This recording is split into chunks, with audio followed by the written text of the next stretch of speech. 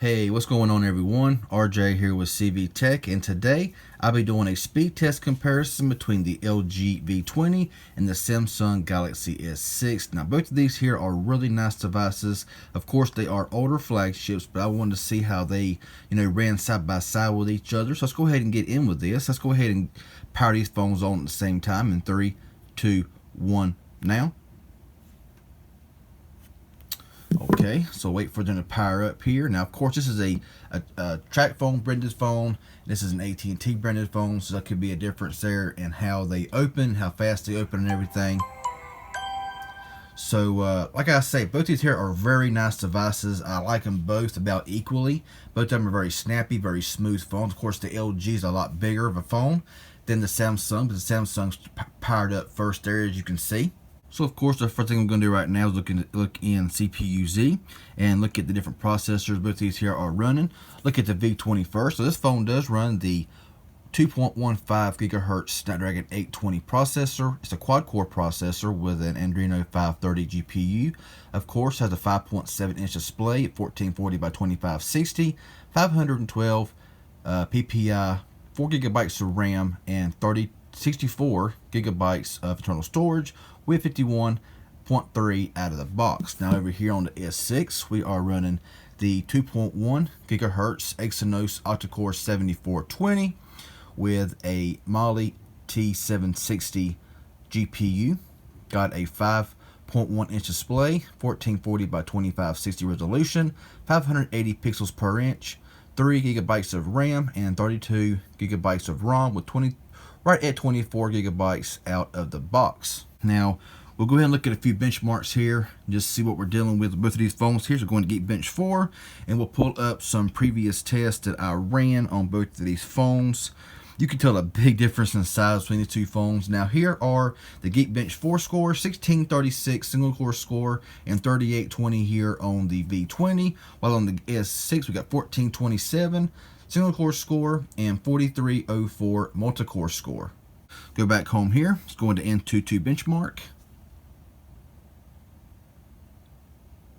And on the LG, we got 111,616 and 83,828 here on the Samsung. So let's go ahead and go back home here. We'll go ahead and clear all of these apps out. Close all, close all. Now, all the cache has been cleared. Every app has been updated on both devices. So let's go ahead and get in with this comparison starting now. That was pretty close. Let's go ahead and go into YouTube. That was the V20. Let's go into calculator. That was equal. Let's go into calendar. That was equal once again. Clock. Again, equal. Let's go into Google Plus. That was the V20. Let's go into the camera. That looked pretty equal on my end. Let's go into Amazon Shopping. Okay, that was barely the S6. Let's go ahead and go into Instagram. That was very equal. I mean, very, very close. Let's go into Play Store. That was the Galaxy S6. Let's go into Settings. V20. Let's go into Snapchat. I believe it was the S6 barely. Twitter. That was the V20. Let's go into Periscope. Ooh, I wasn't looking, so I think that's pretty close. The S6 maybe barely. I really ain't sure. Let's go in Temple Run 2.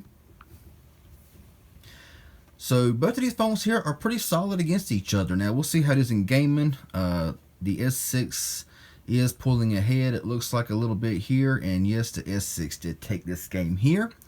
So yeah, we'll give that there to the S6. Let's go ahead and go back home. Go into Subway Surfer. Like I say, both these phones right here are very solid devices, y'all. But the S6 took that one again in gaming. Now, I'm surprised seeing how this has 1 gigabyte less of RAM compared to the V20. But you know, Samsung is holding its own here. Let's go into Sonic Dash.